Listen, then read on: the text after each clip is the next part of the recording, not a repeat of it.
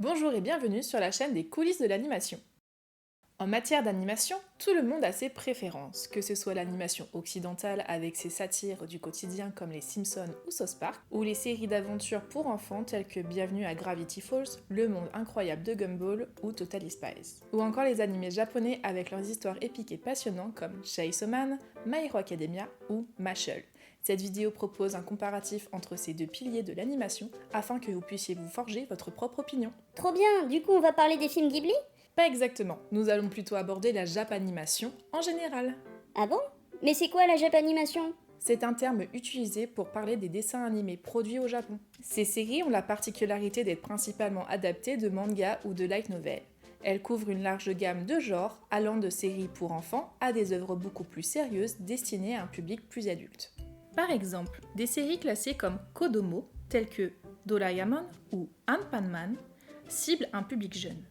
Les shonen, sans doute le genre le plus connu, sont représentés par des séries très célèbres telles que Naruto, One Piece ou encore Dragon Ball. Elles ciblent principalement un public masculin jeune et mettent souvent l'accent sur l'action et le sport.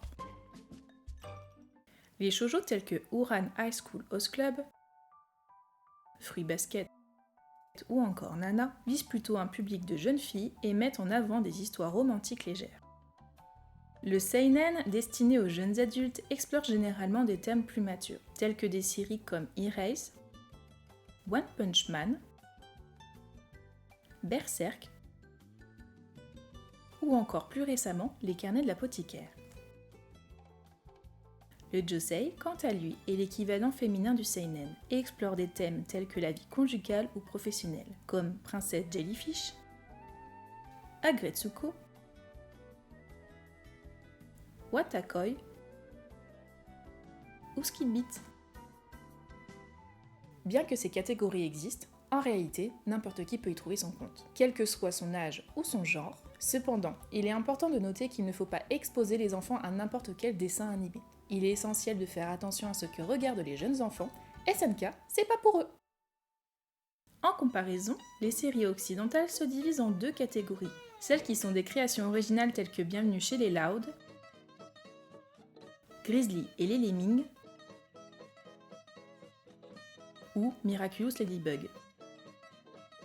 Et celles qui sont adaptées de livres, de bandes dessinées ou de comics tels que Titeuf, le Marsupilami, Batman et les X-Men. En général, les séries européennes sont souvent destinées à un jeune public, tandis que les séries américaines basées sur des comics ciblent davantage les jeunes adolescents. En Occident, la tendance des adolescents et des jeunes adultes est de regarder des séries de prise de vue réelle telles que les Power Rangers, Un soupçon de magie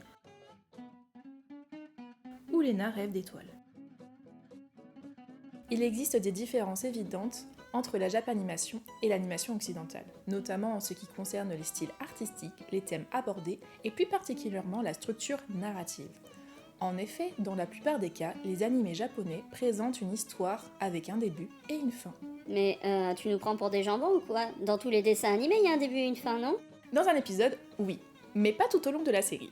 En animation occidentale, bien que certaines séries proposent une narration chronologique comme Wakfu ou Avatar le dernier maître de l'air, la tendance générale est plutôt avec une structure épisodique. Cela permet aux séries de se prolonger indéfiniment, souvent pour s'adapter aux exigences du marché ou du diffuseur. Les séries occidentales sont souvent composées d'épisodes autonomes qui peuvent être regardés dans n'importe quel ordre sans perdre le fil de l'histoire. Des exemples tels que Titeuf ou Bob l'éponge illustrent bien cette approche, où l'intrigue est résolue à la fin de chaque épisode sans qu'il n'y ait de fil conducteur prédominant. Cependant, cela ne signifie pas que toutes les séries restent statiques entre les saisons. Souvent, la première saison sert de pilote pour un développement ultérieur. Des séries telles que Call Yoko, Lose Houseville ou Steven Universe présentent un fil conducteur plus marqué à partir de la saison 2, offrant une expérience narrative plus cohérente et continue. A l'inverse, les animés japonais, étant basés sur des mangas aux histoires souvent longues, adoptent généralement une structure feuilletonnante. Cela implique que l'intrigue se déroule sur plusieurs épisodes, voire plusieurs saisons ou arcs. Par exemple, La série Bakuman suit fidèlement l'intrigue du manga du début à la fin en 3 saisons. D'autre part, des séries comme Sword Art Online sont organisées en plusieurs saisons, chacune composée de 2 arcs distincts. Certaines séries peuvent être extrêmement longues, comme la série One Piece qui a commencé sa diffusion en 1999. Elle est composée de plusieurs arcs, comme celui du pays de Wano, qui s'étend sur pas moins de 208 épisodes. Actuellement, cette série compte plus de 1100 épisodes et n'est toujours pas terminée.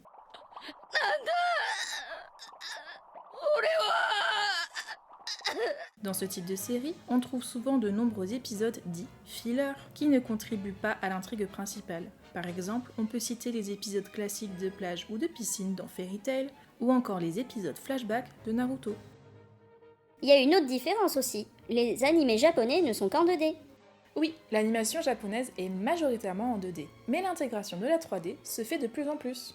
Comme nous l'avons vu dans la vidéo sur l'évolution de l'animation 3D, les séries occidentales sont soit en 2D, en 3D ou un mix des deux. Mais au Japon, la 2D reste beaucoup plus ancrée dans l'industrie de l'animation. Mais pour des raisons financières et des gains de temps, la 3D est maintenant beaucoup plus utilisée, notamment pour des séries d'idoles, de mecha ou de sport, pour faciliter l'animation. Dans des séries comme L'Attaque des Titans, la 3D est largement exploitée pour créer de nombreux environnements, notamment lors de séquences impliquant les harnais de manœuvres tridimensionnelles. Cette technique donne une dynamique supplémentaire à l'action et permet une plus grande liberté de mouvement grâce à l'utilisation de caméras virtuelles. De plus, la 3D est utilisée pour animer les titans, ce qui facilite la représentation de leur musculature détaillée. Par ailleurs, des scènes mettant en scène des chevaux ont également été réalisées en 3D, car animer un cheval en 2D est considéré comme l'une des tâches les plus ardues en animation. La technique de la 3D pour animer des chevaux est largement employée dans de nombreuses autres séries, même celles qui ne sont pas axées sur l'action. Par exemple, dans les carnets de l'apothicaire, les calèches et le chevaux sont réalisés en 3D. Cette approche peut aussi être utilisée pour animer des environnements plus complexes, comme la maison tournante dans Demon Slayer. D'ailleurs, la 3D de cette série a été réalisée par les studios Ufotable, qui a également créé des séquences animées pour plusieurs jeux vidéo tels que Genshin Impact et Black Road Shooter.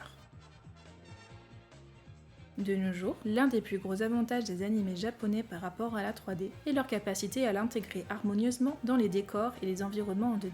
Même des séries datant des années 90 telles que One Piece et Détective Conan intègrent depuis quelques années la 3D pour tous les véhicules, les bateaux et bien d'autres éléments, toujours dans un but de dynamiser l'action et de faciliter le travail des animateurs. Un exemple marquant est celui de Evangelion, sorti en 1995, qui a récemment bénéficié de reboot en film. Ces nouveaux films intègrent beaucoup plus de 3D. Ce qui est remarquable dans ces films, c'est l'utilisation astucieuse de la combinaison 2D-3D. Par exemple, pour un même objet tel que les robots, d'un plan à l'autre, on alterne entre les deux techniques en fonction des besoins du plan. En règle générale, les animations japonaises optimisent l'apport de la 3D dans la 2D pour des gains de temps, d'animation et de budget, sans que cela ne choque trop les spectateurs. Ce n'est pas parce qu'un objet et un personnage sont modélisés qu'il est toujours pertinent de l'utiliser dans tous les plans.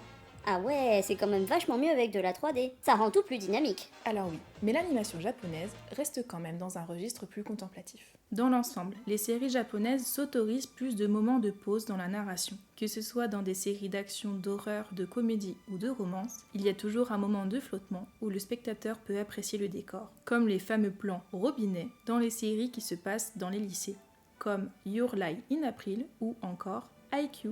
Ces moments de contemplation se retrouvent généralement dans les scènes d'ouverture des séries. Prenons comme exemple la série L'Attaque des Titans. Pendant la première minute du premier épisode, on assiste à un moment figé dans le temps qui nous fait comprendre la sidération des personnages, l'instant où tout a basculé.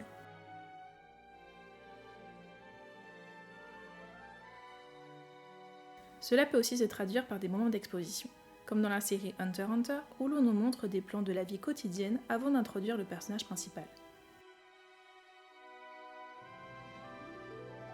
Ces moments peuvent également servir à des besoins scénaristiques, comme dans A Sign of Affection, où la scène d'ouverture sert à introduire le handicap de l'héroïne. Dans la scène du métro, on nous présente d'abord des personnages ordinaires dans leur vie quotidienne en mettant l'accent sur les sons du casque et de la vibration du téléphone. Puis, on passe à Yuki.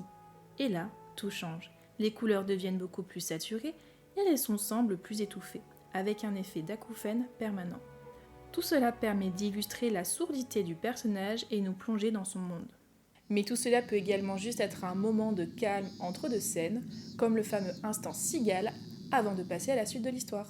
Pendant ce temps, du côté des séries occidentales, on est plus habitué à un rythme beaucoup plus soutenu. En général, on passe rapidement sur le ou les personnages principaux après un bref plan d'establishing pour situer l'action. Cette rapidité s'explique par la durée souvent très courte des épisodes qui vont de 5 à 10 minutes, contre 20 à 25 minutes pour les animés japonais. Cela ne laisse pas beaucoup de place pour les pauses dans la narration, surtout lorsque l'intrigue doit être résolue à la fin de l'épisode. Il est essentiel de capter l'attention des jeunes spectateurs grâce à une abondance de gags et d'un peu d'action. Ces rythmes plus rapides exigent une animation extrêmement dynamique, où tout est constamment en mouvement. Rien n'est statique à l'écran, que ce soit un personnage secondaire qui traverse la scène, un oiseau qui vole au loin, ou tout autre élément. Il y a toujours quelque chose qui se passe à l'écran. Cette animation dynamique contribue à maintenir l'énergie et l'attention des jeunes spectateurs. En comparaison, au pays du soleil levant, dans le domaine de l'animation, les images peuvent parfois sembler statiques. Cependant, les animateurs compensent cela en utilisant habilement des mouvements de caméra pour donner l'illusion de mouvement. Par exemple, dans les dialogues entre deux personnages, seules leurs lèvres sont généralement animées, tandis que le reste de leur corps reste immobile. Les mouvements de caméra, comme les travelling, sont alors utilisés pour insuffler de la dynamique au plan. Cette approche stratégique permet d'optimiser l'animation au maximum.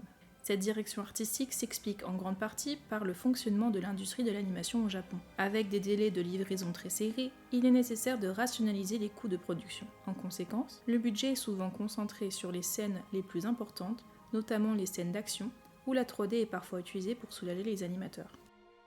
Ah là là, les pauvres animateurs, pas facile de suivre la cadence. Effectivement, les animateurs japonais travaillent souvent dans des conditions très exigeantes et stressantes, avec de longues heures de travail et des délais serrés, ce qui peut parfois entraîner des problèmes de santé et de burn-out.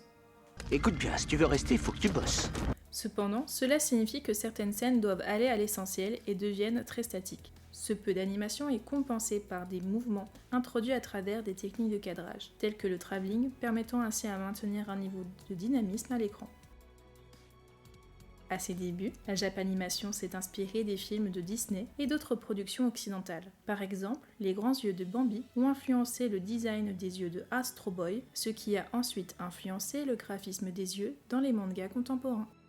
Des séries japonaises telles que La Rose de Versailles qui explore l'histoire avant la Révolution française, ou encore Fullmetal Alchemist et L'Attaque des Titans qui se déroulent dans un univers à l'architecture européenne où les personnages ont souvent des prénoms à consonance occidentale comme Edward ou Alphonse, ou encore, plus récemment, My Hero Academia qui est grandement influencé par les comics américains et les films Star Wars.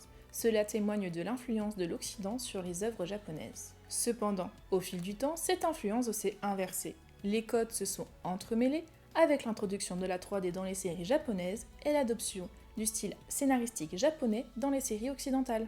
Un exemple marquant est celui d'Avatar, le dernier maître de l'air, qui puise dans les animés japonais pour son esthétique artistique, sa richesse narrative et son parcours initiatique, évoquant des séries telles que One Piece et Dragon Ball.